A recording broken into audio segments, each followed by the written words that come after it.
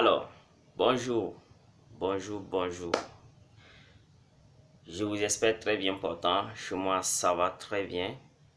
C'est la matinée et on espère bien que la journée va très bien se passer et que chacun va obtenir d'ici le soir ce qu'il est sorti chercher.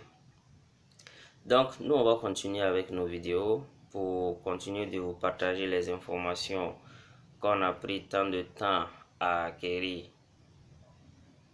Alors, ce matin, pour cette première vidéo du jour, je vais essayer de vous expliquer ce que c'est que l'entrepreneuriat. Et pour quelles raisons, pour la plupart des gens, en fait, ça ne marche pas. Premièrement, l'entrepreneuriat, il est différent du développement personnel que je vous ai expliqué dans la vidéo précédente. L'entrepreneuriat, c'est tout ce que tu peux utiliser pour avoir de l'argent. Prendre un produit à le vendre. Pour avoir de l'argent, tu remplis les poches. Parce que le développement personnel, lui, consistait à nourrir ta propre personne. Une fois que ta propre personne est nourrie, intellectuellement, physiquement, psychologiquement, maintenant il faut se remplir les poches. Parce que ça ne sert pas à grand chose d'avoir une tête pleine et des poches vides. Ça, c'est pas intéressant. À partir du moment où les poches sont et la tête est pleine, il faudra que les poches soient pleines aussi. Et c'est dans ça que l'entrepreneuriat intervient. D'accord? Ce qui fait que en entrepreneuriat, on a ce qu'on appelle les projets, les petits projets, les moyens projets avec les grands projets. Et nous disons qu'en réalité, ce découpage, c'est un découpage qui met la plupart des gens en fait dans des problèmes. Pourquoi? Parce qu'en fait, il n'y a pas de petits projets. Peu importe le projet que tu as entre les mains, avec ton sérieux, ton abnégation et ton dévouement, tu verras bien que ce projet n'est pas petit. Si ça aboutit en tout cas, tu auras des résultats grandioses. Maintenant, aujourd'hui, nous voyons par-ci, par-là, des gens qui s'y lancent dans des projets de commerce physique, dans des projets d'élevage. Beaucoup font dans le poulet, d'autres font dans les canards. On voit également beaucoup qui se lancent dans des projets de vente en ligne. D'autres font des livraisons. La plupart, ce sont des jeunes. Également, nous voyons beaucoup de personnes qui disent qu'en fait, c'est par manque de financement que eux, ils n'arrivent pas à décoller.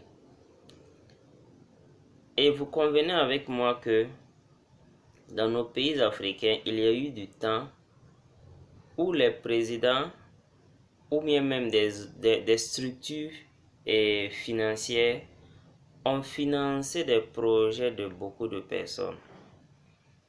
Mais après, ils se sont rendus compte que après le financement de 10 projets, 15 projets, voire même souvent 20 projets, c'est un seul qui aboutit. Pourquoi cela? L'entrepreneuriat, c'est un monde qui est doux. C'est un monde qui est bien.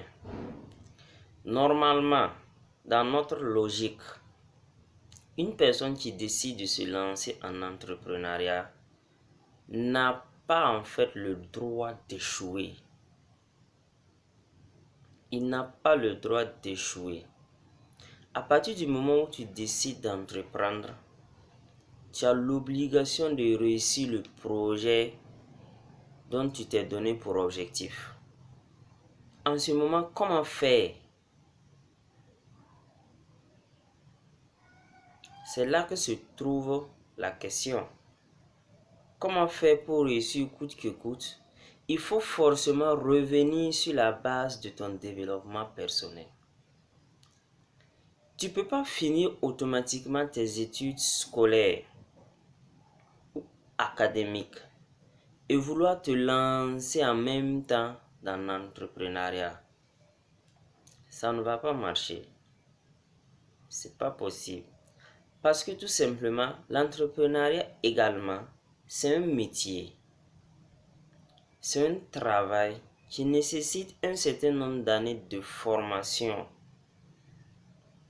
Maintenant, comme dans nos États, ce n'est pas, je dirais quoi, ce n'est pas reconnu.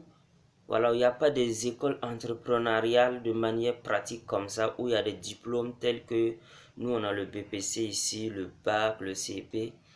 Ça fait que généralement, les gens négligent en fait cette partie du film-là. C'est exactement comme un médecin, tu lui demandes d'aller surveiller un chantier de construction. Mais c'est pas possible, c'est pas son travail. Exactement quand tu demandes à un ingénieur ou un architecte de faire une opération chirurgicale sur un individu, c'est pas possible, c'est pas son métier.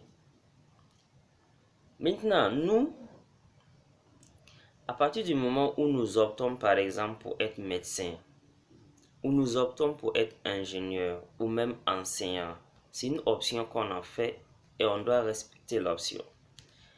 Mais si toi tu es assis et tu vois que cette option aujourd'hui ne te permet pas de joindre les deux bouts, maintenant tu as forcément besoin d'entreprendre. Forme-toi. Forme-toi. Tu ne peux pas te lever comme ça parce que tu as 100 000, 500 000, 1 million. Tu vas aller essayer non, de payer les produits parce qu'un tel a fait ci. Toi aussi tu vas faire pour copier, voir et prier Dieu que ça marche. Non, c'est pas possible. Parce que si nous allons aller dans une démarche de tâtonnement, on n'aura jamais de résultat. C'est pas possible. Tu apprends le développement personnel dans son vrai sens du terme. À partir du moment où toi-même tu sauras que tu es prêt, tu n'auras pas besoin de diplôme certifiant que tu es prêt. Parce que là-bas, c'est de la pratique en fait. C'est toi avec toi-même. Et là maintenant, tu vas aller dans le projet dans lequel tu veux te lancer. Et tu te mets dans les recherches minutieuses. Et là maintenant, si c'est en élevage, tu vois qu'il y a des écoles de formation d'élevage. Mais là, tu as déjà ta formation en développement personnel. Tu veux utiliser ça maintenant, qui va te rendre beaucoup plus intelligent, beaucoup plus vif, beaucoup plus abnégat. Et tu te formes maintenant en élevage très bien, super bien. Et là maintenant, en fonction du budget que tu as, tu t'y mets. Si tu peux avoir un grand projet, tu t'y mets. Si tu peux avoir un petit projet, tu commences petit à petit, mais avec de très grands objectifs. Voici un peu ma définition et ce que je peux dire sur l'entrepreneuriat. Également, il faudra profiter de noter que beaucoup de personnes évoquent un certain nombre de points sur lesquels je vais revenir. Le premier point, c'est qu'il faut forcément travailler avec quelqu'un avant de venir entreprendre. Là-dessus, je ne suis pas du tout d'accord.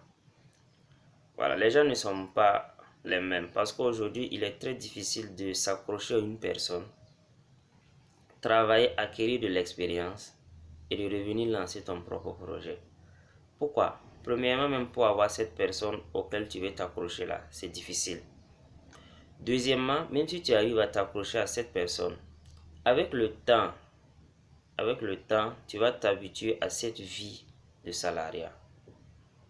Et une fois que tu t'habitues à cette vie de salariat, pour sortir de cette peau de salariat, pour te lancer dans la peau entrepreneuriale là, ça va chauffer. Ça va chauffer même.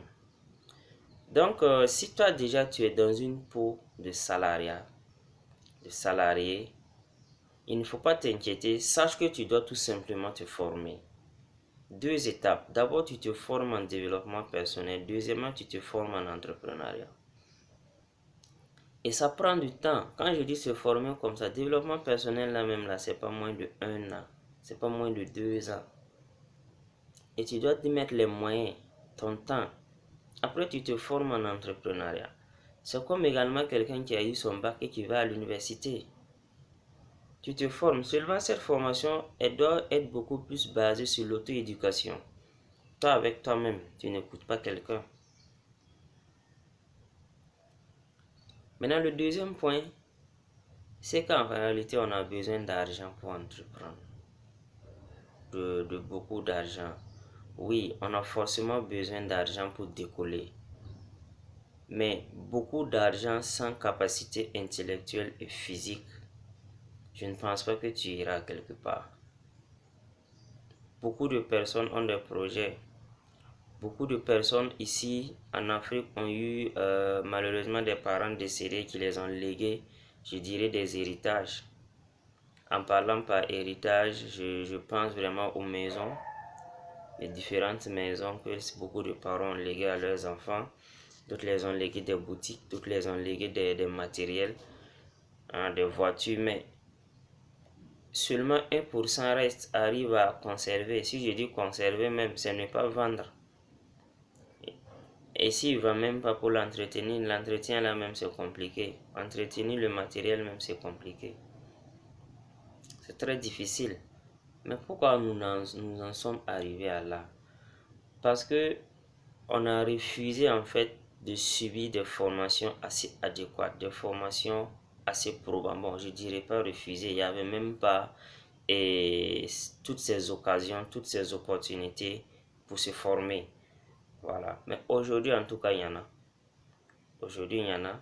Il y a plein de personnes assez de ressources, des personnes assez fiables qui peuvent vous transmettre des formations assez bonnes, assez rigoureuses, des formations de taille qui feront que vous, à la longue, vous puissiez en fait vous en sortir, vous ainsi que votre progéniture.